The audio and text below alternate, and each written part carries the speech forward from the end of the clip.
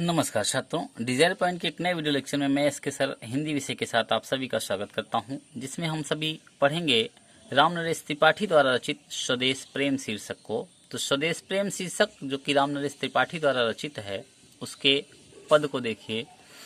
अतुलनीय जिनके प्रताप का साक्षी है प्रत्यक्ष दिवाकर, घूम घूम कर देख चुका है जिनकी निर्मल कीर्ति निशाकर। देख चुके हैं जिनका वैभव ये नभ के अनंत तारागण, अगणित बार सुन चुका है नभ जिनका विजय घोष रण गर्जन। तो कह रहे हैं कि अतुलनीय, अतुलनीय अर्थात जिसकी तुलना ना की जा सके, ऐसा जो है जिनके प्रताप का, जिसके वैभव का, ऐसा देश जिसके, या ऐसा अतुल्य देश जिसके गौरव का साक्षी स्वयं प्रत्यक्ष दिवाकर, दिवाकर माने सूर्य, जिनका साक्षी स्वयं सूर्य है। कह रहे घूम घूम कर देख चुका है जिनकी निर्मल कीर्ति, निशाकर, निशाकर माने होता है चंद्रमा, और कीर्ति माने यश, निर्मल माने स्वच्छ। कह रहे हैं कि स्वच्छ, जिसके स्वच्छ निर्मल यश को चंद्रमा जो है घूम घूम करके देख चुका है, और कह रहे हैं कि जिनके वैभव देख चुका है, चुके हैं जिनका वैभव ये नभ के अनंत तारागण, इस आकाश के अनंत जो तारे हैं जिनके वैभव को देख चुके हैं, और कह रहे हैं कि अगणित बार सुन चुका है नभ जिनका विजय घोष रण गर्जन, जिसकी विजय पताका, जिसकी गर्जना को जो है यह आकाश अनगिनत बार, अगणित माने अनगिनत बार सुना चुका है।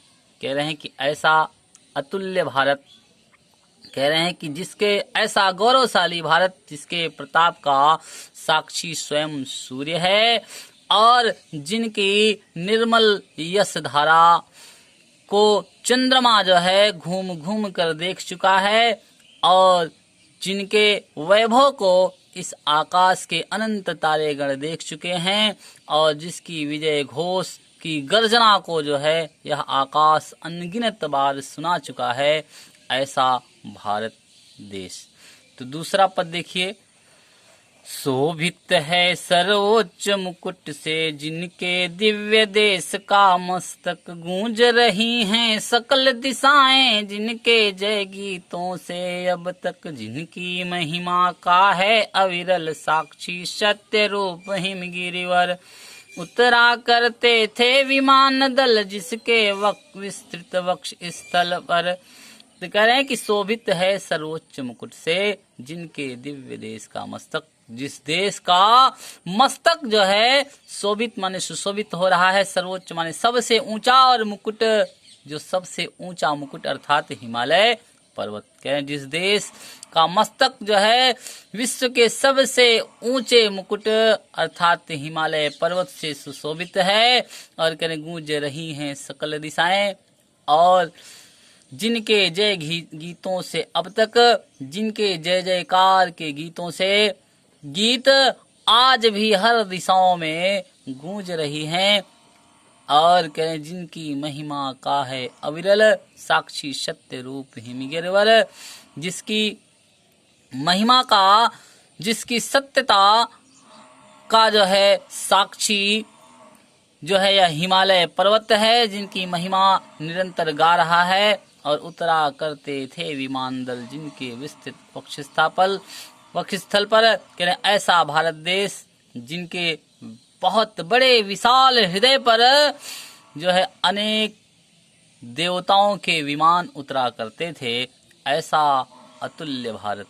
कह रहे हैं कि ऐसा देश, जिस देश का मस्तक विश्व के सर्वोच्च शिखर हिमालय पर्वत से के मुकुट से सुशोभित है, और कह रहे हैं कि जिनके जय गीत आज भी जो है हर दिशाओं में गूंज रही हैं, और जिसकी महिमा निरंतर तथा उसके सत्य का साक्षी स्वयं हिमालय पर्वत है। कह रहे हैं जिनके वक्ष स्थल पर देवताओं के जो है विमान उतरा करते हैं, ऐसा भारत देश। तो तीसरा पद देखिए। सागर निज छाती पर जिनके अगणित अरणव तोप पोत उठाकर पहुँचाया करता था प्रमुदित भूमंडल के सकल तटों पर। नदियां जिसकी यशधारा सी बहती हैं अब भी निशिवासर, ढूंढो उनके चरण चिन्ह भी पाओगे तुम इनके तट पर। कह रहे हैं कि सागर निज छाती पर जिनके, सागर निज माने अपनी, छाती माने हृदय। कह रहे हैं कि सागर अपने हृदय पर अगणित मतलब अनगिनत जो है, अरणों माने समुद्र।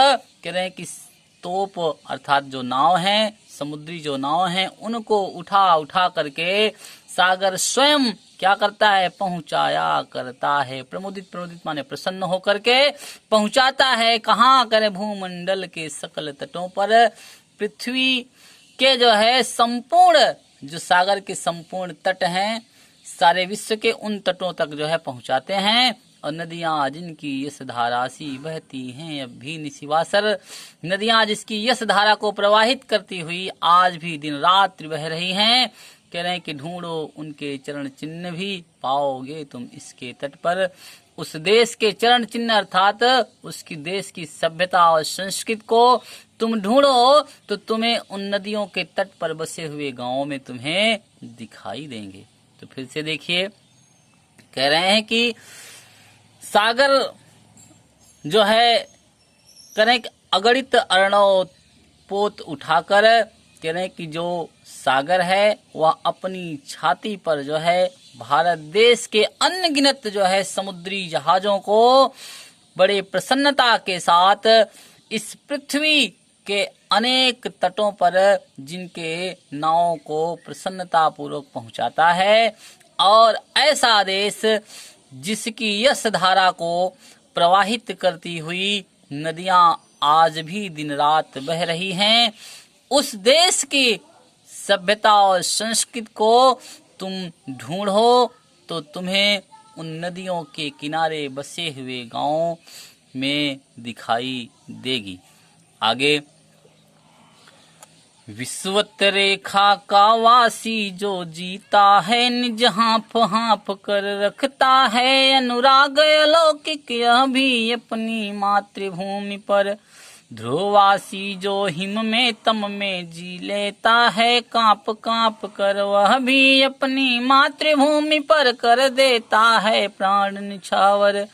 कह रहे हैं कि विश्वत रेखा, विश्वत रेखा जो है वह रेखा है जो कर और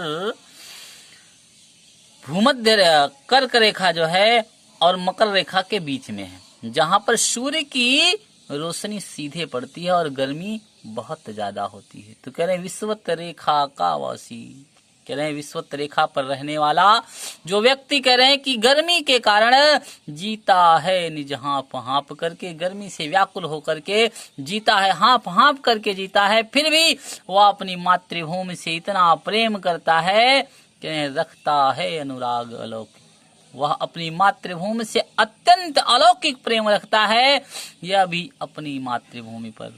यह विश्वत रेखा का जो वासी है वह अपनी मातृभूमि पर अत्यंत प्रेम रखता है। और कह रहे ध्रुववासी जो हिम में तम में, ध्रुव प्रदेश जहां पर 6-6 महीने का दिन और रात होती है, कह रहे हैं कि ध्रुववासी जहां पे बर्फबारी रहती है, कह रहे हैं कि जो हिम में तम में, हिम माने बर्फ और तम माने अंधकार, कह रहे हैं कि जो बर्फ में तथा अंधकार में जो है रहते हैं फिर भी जी लेता है कांप कांप कर, वह भी उस मातृभूमि में कांप कांप कर जीता है, लेकिन वह क्या करें, वह भी अपनी मातृभूमि पर कर देता है प्राण निछावर। वह कांप कांप कर अपनी मातृभूमि पर जीता है और वहीं पर बड़े गर्व के साथ अपने प्राणों को त्याग देता है, लेकिन फिर भी वह अपनी मातृभूमि को छोड़कर नहीं जाता है। तो फिर से देखिए, कहीं विश्वत रेखा पर रहने वाले जो व्यक्ति हैं वह गर्मी के कारण हाँफ हाँफ करके जीते हैं और वह अपनी मातृभूमि से इतना अत्यंत अनुराग, इतना अत्यंत प्रेम रखते हैं, अलौकिक प्रेम रखते हैं कि वे अपने उस मातृभूमि को छोड़कर नहीं जाते हैं। करें ध्रुववासी जो बर्फ में तथा अंधकार में जो है कांप कांप करके जीते हैं, वह भी अपनी मातृभूमि से अत्यंत प्रेम करते हैं, लेकिन वह अपने मातृभूमि पर प्राण को अपने न्यौछावर कर देते हैं, त्याग देते हैं, लेकिन अपनी मातृभूमि को छोड़ करके नहीं जाते हैं। 5वें पद से देखिए, तुम तो हे प्रिय बंधु स्वर्ग सी सुखद सकल वै विभवों की आकर धरा शिरोमणि मातृभूमि में धन्य हुए हो जीवन पाकर। तुम जिसका जल अन्य ग्रहण कर बड़े हुए लेकर जिसकी रज तन रहते कैसे तज दोगे उसको हे वीरों के वंशज। तो इस पद में रामनरेश त्रिपाठी जी जो है अपनी मातृभूमि से प्रेम करने वाले उन वीरों के वंशज भारतीयों को कह रहे हैं, तुम तो हे प्रिय बंधु स्वर्ग सी, हे प्रिय बंधुओं, हे प्रिय भाइयों, तुम तो स्वर्ग के समान सुंदर, सुखद और संपूर्ण वैभवों से भरी हुई जो है इस पृथ्वी, इस मातृभूमि का जो है जो शिरोमणि है वह भारत देश, इस भारत देश में जीवन पा करके तुम धन्य हुए हो।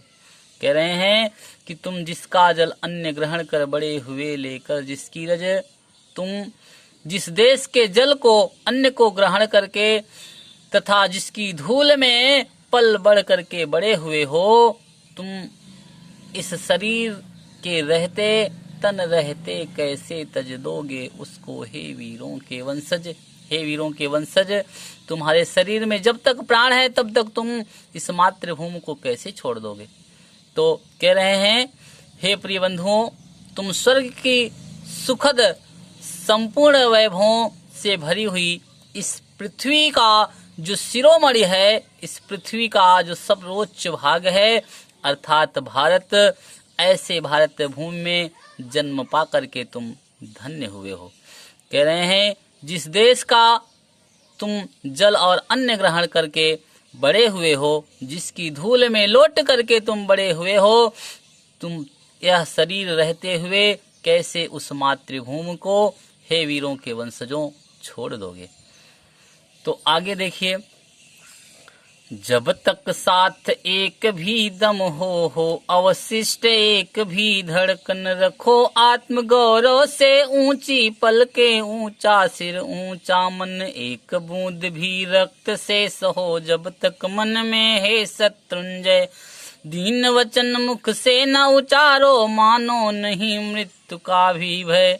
कह रहे हैं कि जब तक साथ एक भी दम हो, कह रहे हैं कि हे वीरों, जब तक तुम्हारे प्राण एक, तुम्हारे शरीर में रक्त का, तुम्हारे जीव का एक भी कण बाकी हो, कहने हो अवशिष्ट एक भी धड़कन, और तुम्हारे हृदय में एक भी धड़कन शेष बची हो, तब तक तुम रखो आत्म गौरव से ऊंचे पल के ऊंचा सिर ऊंचा मन। तब तक बड़े गर्व के साथ तुम अपने सिर को, अपने मन को जो है ऊंचा रखो। कह रहे हैं कि एक बूंद भी रक्त शेष हो तुम्हारे शरीर में, यदि खून की एक भी बूंद बची हो, जब तक मन में हे शत्रुंजय, हे शत्रुओं, शत्रुंजय माने होता है शत्रुओं पर विजय प्राप्त करने वाले, हे शत्रुओं पर विजय प्राप्त करने वाले, जब तक तुम्हारे शरीर में एक भी रक्त का शेष, एक भी बूंद अगर बचा हो रक्त का, तब तक तुम दीन वचन मुख से न उचारो, अपने मुख से कभी भी दुख, दीन दुखियों के वचन मत कहो, मानो नहीं मृत्यु का भी भय, और ना कभी तुम मृत्यु से डरो। कह रहे हैं कि हे भारत के वीरों, जब तक तुम्हारे दम में एक भी दम हो और तुम्हारी धड़कनों में एक भी धड़कन शेष बची हो, तब तक तुम बड़े गर्व के साथ अपने सिर को, अपने मन को ऊंचा रखो, क्योंकि तुम भारत जैसी मातृभूमि में जन्म लिए हो। और यदि तुम्हारे शरीर में रक्त की एक भी बूंद बाकी हो, तो ये शत्रुओं पर विजय प्राप्त करने वाले, तुम अपने मुख से दीन वचन मत कहो, दुखी मत हो, और ना कभी तुम मृत्यु का भी, ना ही मृत्यु का भय मानो, ना तुम मृत्यु से कभी डरो। आगे है, निर्भय स्वागत करो मृत्यु का, मृत्यु एक विश्राम, मित्र एक है विश्राम स्थल। जीव जहाँ से फिर चलता है, धारण कर नव जीवन संबल। मृत्यु एक सरिता है जिसमें श्रम में कातर जीव नहा कर फिर नूतन धारण करता है, काया रूपी वस्त्र बहाकर। तो कह रहे हैं कि हे वीरों, निर्भय स्वागत करो मृत्यु का। यदि तुम्हें मृत्यु भी मिल जाए अपनी मातृभूमि से प्रेम करने में, अपनी मातृभूमि पर तुम्हें प्राण भी देने पड़े, तो भी तुम डरो मत। निर्भय, निर्भय माने बिना डरे हुए, बिना डरे हुए तुम मृत्यु का स्वागत करो, क्योंकि मृत्यु जो है एक विश्राम स्थल है, जहां पर मनुष्य आकर के शांति महसूस करता है, एकदम जहां पे थकावट अपनी दूर कर लेता है। और कह रहे हैं क्या, जीव जहां से फिर चलता है, धारण कर नव जीवन संबल। जीवन संबल माने आधार।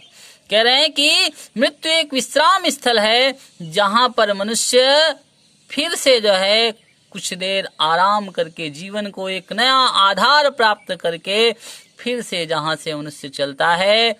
और क्या, मृत्यु एक सरिता है जिसमें, हे वीरों, मृत्यु जो है एक ऐसी सरिता माने नदी, एक ऐसी नदी है जहां पर श्रम माने होता है थकावट।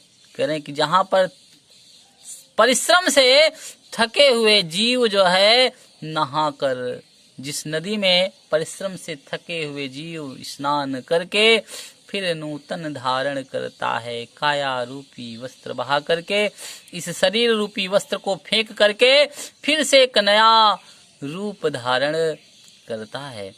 तो कह रहे हैं कि ए वीरों, तुम बिना डरे हुए मृत्यु का स्वागत करो, क्योंकि मृत्यु तो एक विश्राम स्थल है, जहां पर जीव फिर से जो है अपने जीवन का एक नया आधार प्राप्त करके चलता है।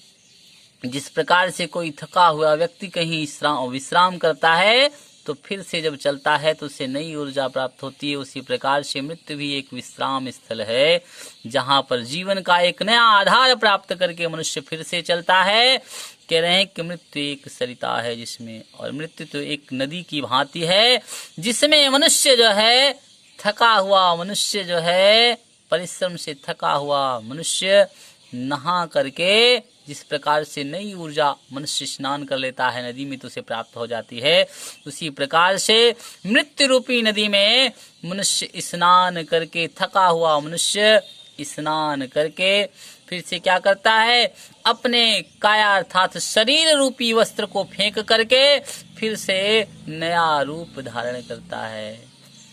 अंतिम पद है, सच्चा प्रेम वही है जिसकी तृप्ति आत्मबल पर हो निर्भर, त्याग बिना निष्प्राण प्रेम है, करो प्रेम पर प्राण निछावर। देश प्रेम वह पुण्य क्षेत्र है, अमल असीम त्याग से विलसित, आत्मा के विकास से जिसमें मनुष्यता होती है विकसित। कह रहे सच्चा प्रेम वही है जिसकी तृप्ति आत्मबल पर हो निर्भर। कह रहे हैं कि सच्चा प्रेम वही है, सच्चा प्रेम जहां पर आत्म बलिदान होता है, जो है जिसकी तृप्ति किस पर निर्भर होती है, आत्म बलि पर। तो सच्चा प्रेम वह है जिसका तृप्ति माने होता है संतोष, जिसका संतोष आत्म बलिदान पर निर्भर होता है। क्योंकि कह रहे हैं कि त्याग बिना निष्प्राण प्रेम है, जहां पर त्याग नहीं है वहां पर प्रेम निष्प्राण है, उसमें प्राण नहीं रहता है जब तक त्याग ना हो। और करें करो प्रेम पर प्राण निछावर, अपनी मातृभूमि से इस प्रकार से प्रेम करो कि तुम्हें अपने प्राण भी देने पड़े तो तुम दे दो, अपने प्राणों को अपनी मातृभूमि पर निछावर कर दो। क्योंकि देश प्रेम वह पुण्य क्षेत्र है, कह रहे हैं कि देश प्रेम ही वह पुण्य क्षेत्र है जहां पर अमल माने होता है निर्मल या स्वच्छ, और असीम जिसकी कोई सीमा नहीं हो, जिसकी कोई सीमा नहीं हो, ऐसा त्याग सुशोभित होता है, विलसित यानी सुशोभित होता है। कह रहे आत्मा के विकास में, जिसमें आत्मा का विकास होता है और जिससे मनुष्यता विकसित होती है। कह रहे हैं कि देश प्रेम ही वह क्षेत्र है जो निर्मल, स्वच्छ और असीम त्याग से सुशोभित है, जहां पर आत्मा विकसित होती है और आत्मा से मनुष्यता भी विकसित होती है। कह रहे हैं कि सच्चा प्रेम वही प्रेम है जिसका संतोष आत्म बलिदान पर निर्भर होता है, जो आत्म बलिदान पर निर्भर होता है और बिना त्याग के प्रेम निष्प्राण हो जाता है, उसमें प्राण नहीं रह जाते हैं। इसलिए ऐ वीरों, अपने मातृभूमि से प्रेम करो और जरूरत पड़े तो उस पर अपने प्राणों को न्यौछावर कर दो। और क्योंकि देश प्रेम ही वह पुण्य क्षेत्र है जहां पर निर्मल और असीम त्याग, जो असीम त्याग से सुशोभित है, जिसमें आत्मा का विकास होता है और मनुष्यता विकसित होती है। तो मिलेंगे फिर आपको अगले वीडियो में। धन्यवाद।